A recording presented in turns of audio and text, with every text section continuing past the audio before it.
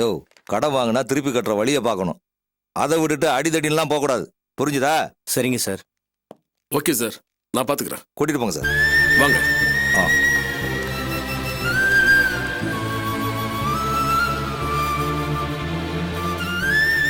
Okay செல்வம், அப்ப நான் கிளம்புறேன். நீங்க எப்படி போவீங்க? ஃப்ரெண்டோட ஆட்டோ இருக்கு சார், சரி, அதில் போயிடுவோம். அப்புறம் மீட் பண்ணுவோம். வரட்டுங்களா? சரி.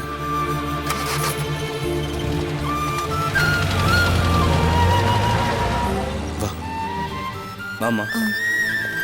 என்னமா ஆச்சுனா இந்த பக்கம்? இவர் என் வீட்டுக்காரரோட ஃப்ரெண்டு. இவர் பொண்டாட்டி கிட்ட தப்பா நடந்துக்க முயற்சி பண்ணவங்களே இவர் தட்டி கேட்டிருக்காரு. அதான் ஜாமீன்ல எடுத்துட்டு போறதுக்காக வந்தோம். தப்பா நடந்தது இவர்தாம்மா. கடன் கொடுத்தவங்க திருப்பி கேட்டப்ப அவங்கள அடிச்சிருக்காரு. நான் போய் விசாரிச்சப்ப என் பொண்டாட்டி கிட்ட தப்பா நடந்துக்கிட்டாங்கன்னு என்கிட்ட பொய் சொன்னாருமா. அவர் சொன்னது பொய் இல்லனா, அதான் உண்மை. அவர் எங்களுக்காக தான் பணத்தை புரட்டி கொடுத்தாரு. இவர் தம்பி வாசுவோட வேலை விஷயத்துக்காக அவர் பொண்டாட்டியோட நகையையும் ஆட்டோவையும் அடகு வச்சு எங்களுக்காக பணத்தை கொடுத்தாரு.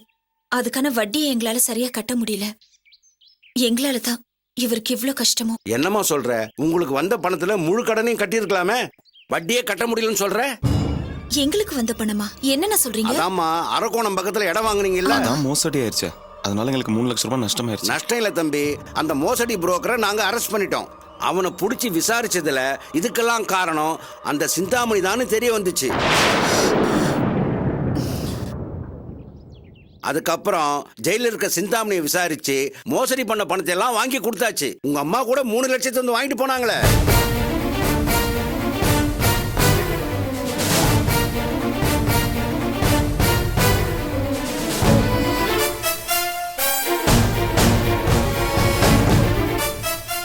நீங்க சொல்றதெல்லாம் உண்மையானா? என்னம்மா நீ கேக்குறத பார்த்தா பணம் வந்த விஷயமே உனக்கு தெரியாது போல் இருக்கு.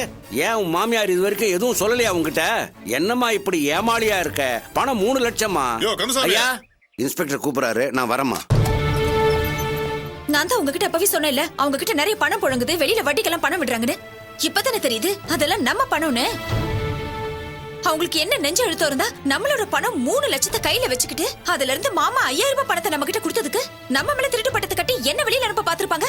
இன்னைக்கு அவங்கள நிக்க வச்சு 4 கேள்வி கேட்காம விட மாட்டேன். அர்ச்சனா, நான் சொல்றது கேளு, கொஞ்சம் அமைதியா இரு. இன்னும் எதுக்கிட்ட அமைதியா இருக்கு சொல்ற? அந்த அம்மா சுயநலவாதின்னு எனக்கு நல்லா தெரியும். ஆனா இவ்வளவு மோசமா இருப்பான்னு நான் கொஞ்சம் கூட எதிர்பார்க்கல. உங்க பணத்தை எடுத்து வச்சுக்கிட்டு உங்களே வீட்டை விட்டு வெளில அனுப்பணும்னு நினைச்சாங்களே. அந்த அம்மா அர்ச்சனா சொல்ற மாதிரி நாக்க புடிங்கிற மாதிரி 4 கேள்வி கேட்டே ஆகணும். டேய், நான் என்ன சொல்ல வரேங்கிறது நீ ஒண்ணும் சொல்ல வேண்டாம். அந்த வீட்ல இருக்கவங்களுக்கு எல்லாம் ஒண்ணு நீ செய்யும்போது நான் சொன்னேன்லடா, அவங்க எல்லாம் சுயநலவாதின்னு இப்ப நிரூபிச்சிட்டாங்கல்ல. நல்லா சொல்லுங்கண்ணா, யார் என்ன சொன்னாலும் சரி, இன்னைக்கு அவங்கள நாக்கு பிடிக்கிற மாதிரி 4 கேள்வி கேட்காம விட மாட்டேன். நீ வாமா, வாடா.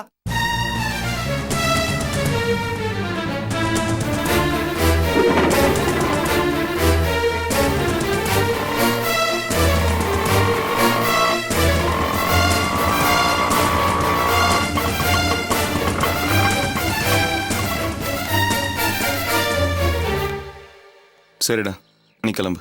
இல்ல, நானும் வரேன். போலீஸ் ஸ்டேஷன் வாசல்ல அர்ச்சனா பணத்தை பத்தி பேசும்போது நீ தயங்கினதான் நான் பார்த்தனே. நீ உள்ள போய் எதுவும் பேச மாட்ட, அதனால நானும் வரேன். வா புனிதா.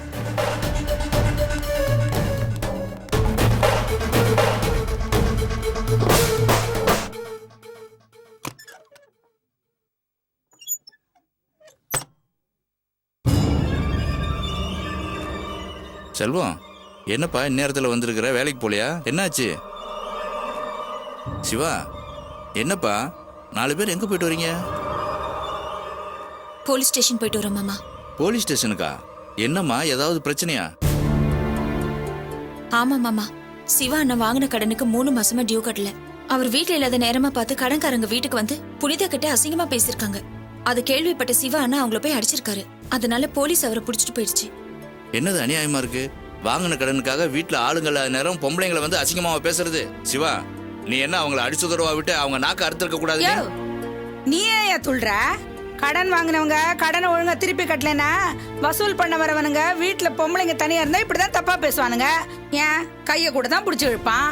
நீங்க மட்டும் ஒழுங்கா டியூ கட்டி இருக்கீங்களா? டிவிக்கு ஒழுங்கா டியூ கட்டலன்னு டிவி காரன் வீட்டுல வந்து சத்தம் போட்டான்ல, அப்ப உங்களை அசிங்கமா பேசி கைய புடிச்சு இழுத்திருந்தானே நீங்க சும்மா இருந்திருப்பீங்களா? ஏய், என்னடி என்ன என்ன வம்பு கிழக்குறியா? வம்பு கிழக்குறது நான் இல்ல, நீங்க தான். இந்த மாதிரி ஒரு விஷயம் நடந்தது கேள்விப்பட்டா ஐயோ பாவம்னு சொல்றதுதான் ஒரு பொம்பளைக்கு லட்சணம். அதை விட்டுட்டு இப்படி கேவலமா பேசுறீங்கன்னா என்ன அர்த்தம்? இந்த கடன் யாருக்காக எதுக்காக வாங்குனாங்க தெரியுமா உங்களுக்கு? அத நான் ஏன் தெரிஞ்சுக்கணும்? தெரிஞ்சுக்கிட்டு தான் ஆகணும். உங்க புள்ள வாசுவோட வேலை விஷயத்துக்காக என் வீட்டுக்காரர் இவர்கிட்ட கடன் வாங்கி கொடுத்திருக்காரு. சிவான் அவரோட ஆட்டோவையும் அவர் பொண்டாட்டியோட நகையும் அடமானம் வச்சுதான் பணத்தை புரட்டி கொடுத்தாரு. அதத்தான் உங்க புள்ள வீணாக்கிட்டானே. அந்த கடனை அடைக்க முடியாததுனால தான் அந்த கடன்காரன் இவர் வீட்டு வாசல்ல வந்து நின்னு இவர் அசிங்கப்படுத்திருக்கான். அதை நீங்க தெரிஞ்சுக்க வேணாம். எப்பா பாரு இத செஞ்சோம் அதை செஞ்சோன்னு சொல்லி காமிக்கிறதே புருஷன் முன்னாடி 2 பேருக்கும் பழப்பா போச்சு. முடிஞ்சு பண்ணதை பத்தி இப்ப என்னடி பேச்சு? முடியல, இப்பதான் ஆரம்பிச்சிருக்கு. அதான் எல்லாரும் கேட்க வந்திருக்கோம். என்னடி தகராறு பண்றதுக்குனே வந்திருக்கியா நீ? இல்ல, நியாயம் கேட்க வந்திருக்கோம். யார்கிட்ட நியாயம் கேட்க வந்திருக்க? யார் எங்களுக்கு அநியாயம் பண்ணாங்களோ அவங்க கிட்ட நியாயம் கேட்க வந்திருக்கோம். கொஞ்ச நேரத்துக்கு முன்னாடி பெருசா சொன்னீங்களே வாங்கின கடனை அடைக்கிறதுக்கு வக்கு இல்லாதவங்கன்னு. நாங்க கூட அப்படிதான் நினைச்சிட்டு இருந்தோம். எங்களுக்கு வர வேண்டியதை வக்கனையா வாங்கி மறைச்சு வச்சிருக்கீங்களே, அத வாங்கிட்டு போறதுக்கு தான் வந்திருக்கோம். வக்கனையா வாங்கி மறைச்சு வச்சிருக்கானா? என்னடி வாய்க்கு வந்தபடி எல்லாம் பேசிட்டு இருக்க? நான் ஒன்னும் வாய்க்கு வந்தபடி எல்லாம் பேசல, தெரிஞ்சுக்கிட்ட உண்மையை தான் பேசுறேன். தெரிஞ்சுக்கிட்ட உண்மையவா? என்னடி வளர்ற? அர்ச்சனா ஒண்ணும் வளரல, உண்மையத்தான் கேக்குது. அவங்களுக்கு சேர வேண்டிய 3 லட்சம் ரூபாய் பணத்தை நீங்க வாங்கிட்டு வந்து பதுக்கி வச்சுக்கல, அதை கேட்கத்தான் வந்திருக்கோம்.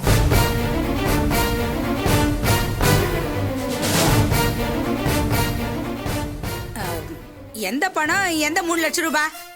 எதுவா இருந்தாலும் இது எங்க குடும்ப பிரச்சனை. இதுல தலையிடறதுக்கு நீ யாரா? பாதிக்கப்பட்டது அவன். உங்க பிள்ளைக்காக கடன் வாங்கினால தான் அவன் இன்னைக்கு அவமானப்பட்டு நிக்கிறான். அவன் தலையிடாம வேற யார் தலையிடுவா? ஓஹோ, எல்லாரும் ஒரு முடிவோட தான் வந்திருக்கீங்க. யோ, முதல்ல புருஷன் முன்னாடி 2 பேரும் தான் என்கிட்ட வம்பு பண்ணிக்கிட்டு இருந்தாங்க. இப்ப இன்னும் 2 பேரையும் கூட்டிட்டு வந்து என்கிட்ட வம்பு பண்றாங்க. நீ பாட்டு வாய் மூடிட்டு சும்மாவே நிக்கிற. என்ன ஏதுன்னு கேளியா? நீ எதுக்கு இப்ப இப்படி பதற? எனக்கு தெரிஞ்சு அவங்க எதுவும் வம்பு பண்ற மாதிரி தெரியல. நியாயம் இருக்கிற மாதிரி தானே இருக்கு. ஏமா அர்ச்சனா, நீ ஏதோ மனசுல வச்சுக்கிட்டு பேசுறேன்னு நினைக்கிறேன். அது என்னதுன்னு கொஞ்சம் விவரமா சொல்லமா. என் நகையை வச்சு அரக்கோணத்துல இடம் வாங்கணும் இல்ல மாமா? ஆமா, அதான் ஏதோ மோசடி நடந்து போச்சு, 3 லட்சம் ரூபாய் வீணா போச்சுன்னு இவ புலம்பிட்டு இருந்தால. அது வீணா போல மாமா, அந்த பணம் திரும்ப கிடைச்சிருச்சு.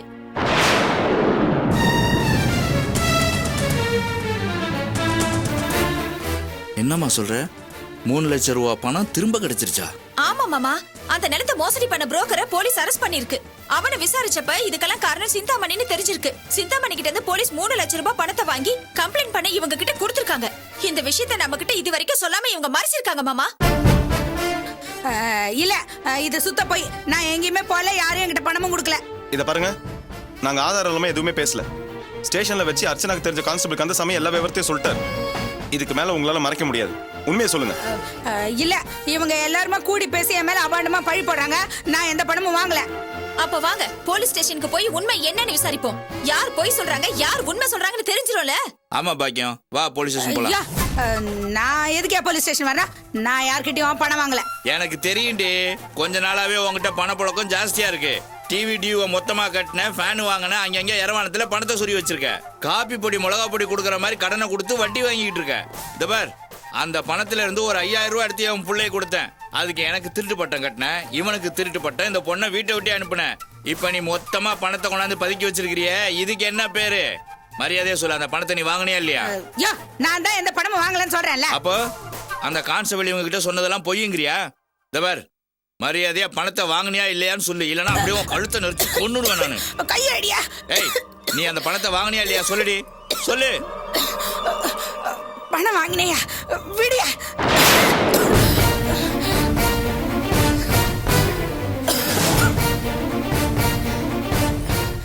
ஏண்டி, முழு பூசணிக்காவை சோத்துல மறைக்கிற மாதிரி அவங்களுக்கு சேர வேண்டிய 3 லட்சம் ரூபாயை இப்படி பதுக்கி வச்சிருக்கிறிய? ஏண்டி, அன்னைக்கு என் பிள்ளைக்கு உடம்பு சரியில்லைன்னு ஒரு 500 ரூபாய் கேட்டதுக்கு அவனை தர்மாஸ்பத்திரி கூட்டு போன்னு சொன்னியே, அவங்க பணத்தையே வச்சுக்கிட்டு அவங்களுக்கு தரமாட்டேன்னு சொன்னிய, உனக்கு என்ன நெஞ்சல் தாண்டி உனக்கு? இந்த பார், பணத்தை எங்க வச்சிருக்கேன்னு சொல்லு, சொல்லுடி. என்னடி முழிக்கிற? போய் அந்த பணத்தை எடுத்துட்டு வா. என்கிட்ட அந்த பணம் இல்லையா, திருட்டு போயிடுச்சு. ஏய், என்னடி, முதல்ல அந்த பணத்தை வாங்கலன்னு சொன்ன, இப்ப அந்த பணத்தை வாங்கினேன் திருடு போச்சுன்னு போய் சொல்றியா? மரியாதை சொல்லு, அந்த பணத்தை எங்க வச்சிருக்க? யா, நான் சொல்றத நம்பியா? நான் அந்த பணத்தை வாங்கினது உண்மைதான். ஆனா அந்த பணம் என் கையில 1 மணி நேரம் கூட தங்கல. அரக்கோணத்துல பணத்தை வாங்கிட்டு ரயில் ஏறி ஆவடியில இறங்கி நடந்து வந்துகிட்டு இருந்தேன். அன்னைக்கு அமாவாசையோ கிருத்திகையோ என்ன கன்றாவியோ தெரியல, ஒரே கூட்டமா இருந்துச்சு. அந்த கூட்டத்துல எவனோ என் பையன் புடுங்கிட்டு போயிட்டான். பணத்தை பறி கொடுத்த விஷயத்த நான் வந்து சொன்னா இங்க இருக்கிற யாரும் இப்ப மாதிரி தான் நம்பி இருக்க மாட்டீங்க. அதனாலதான் உங்ககிட்ட எல்லாம் பணம் வாங்கின விஷயத்த மொத்தமா மறைச்சிட்டேன்.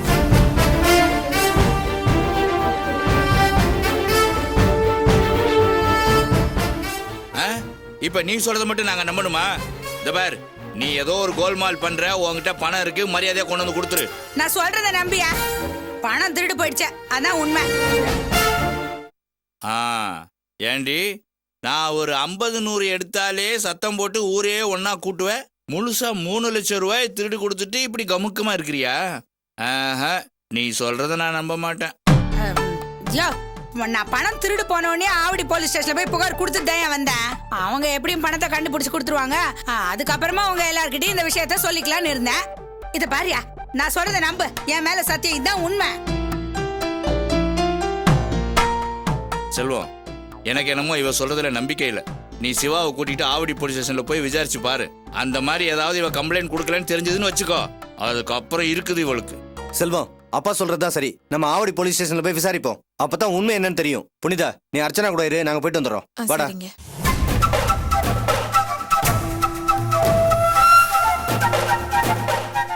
இத பார், அவங்க ஆவடி போயிட்டு வரதுக்கு 1 மணி நேரம் தான் ஆகும்.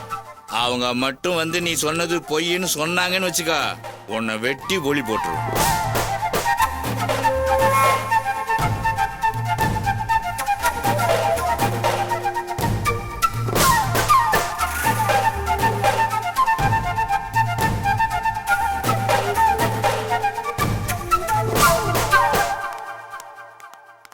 என்னய்யா, என்ன விஷயம்? இன்ஸ்பெக்டர் பார்க்கணுங்க.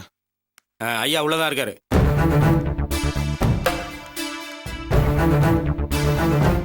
சார் வணக்கம் சார். என்னையா? என் பேர் செல்வம், சாலிகிராமத்துல இருந்து வரேன். என்ன விஷயம்? கொஞ்ச நாளைக்கு முன்னாடி எங்க அம்மா ஒரு 3 லட்சம் ரூபாய் பணத்தை தொலைச்சிட்டாங்க. சாலி கிராமத்துல பணத்தை தொலைச்சிட்டாங்கன்னு ஆவடி போலீஸ் ஸ்டேஷன்ல வந்து கம்ப்ளைண்ட் பண்ற? சாலிகிராமம் போலீஸ் ஸ்டேஷன்ல போய் கொடுப்போம்.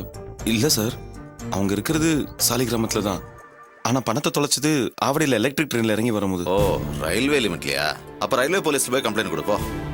சார், அது இல்ல, எங்க அம்மா வந்து ஏற்கனவே இந்த ஸ்டேஷன்ல தான் கம்ப்ளைண்ட் கொடுத்ததா சொல்றாங்க. அப்படியா? கம்ப்ளைண்ட் கொடுத்துருந்தாங்கன்னா பணம் கிடைச்சோன்னா தகவல் வரும். கிளம்பு. சார், நான் விசாரிக்க வந்தது அது இல்லைங்க. எங்க அம்மா உண்மையிலேயே கம்ப்ளைண்ட் கொடுத்துருக்காங்களா இல்லையான்னு கேட்டு போலான்னு தான் வந்தேன். யோ, போலீஸ் ஸ்டேஷனா கம்ப்ளைண்ட் கொடுக்கறது தான் எல்லாரும் வருவாங்க. நீ கம்ப்ளைண்ட் கொடுத்தாங்களான்னு விசாரிக்க வந்திருக்கியா?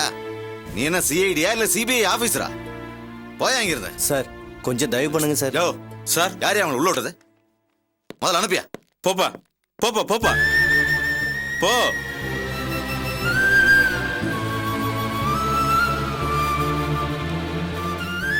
டேய், இப்ப என்னடா பண்றது? நம்ம எல்லாம் போய் கேட்டா இப்படித்தாண்டா பதில் சொல்லுவாங்க. இந்த ஏரியால எனக்கு தெரிஞ்ச ஆட்டோ சங்க தலைவர் இருக்காரு, அவரை வச்சு பேசுவோம்.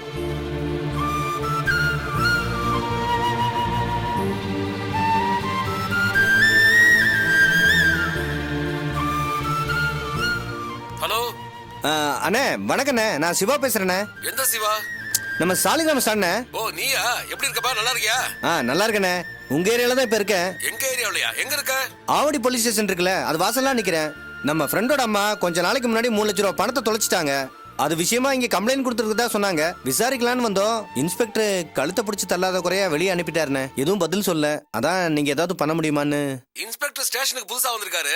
அப்படியா? அவர்கிட்ட நம்ம பேசினா சரிப்பட்டு வராது. நம்ம கவுன்சிலர் விட்டு பேச சொல்றேன். நீங்க அங்கே இருங்க. ரொம்ப தேங்க்ஸ்ண்ணே. இருக்கண்ணே. என்ன சொன்னாரு? மச்சான், அவர் கவுன்சிலர் பேச சொல்றேன்னு சொன்னாரு. கொஞ்ச நேரம் வெயிட் பண்ணலாம்.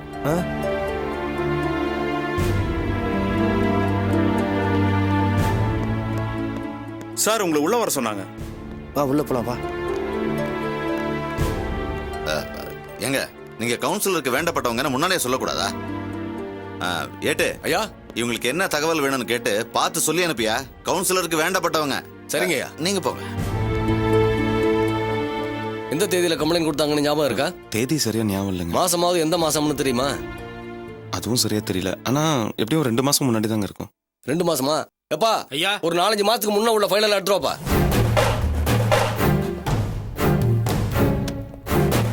பேர் என்ன சொன்னீங்க? பாக்கியம்.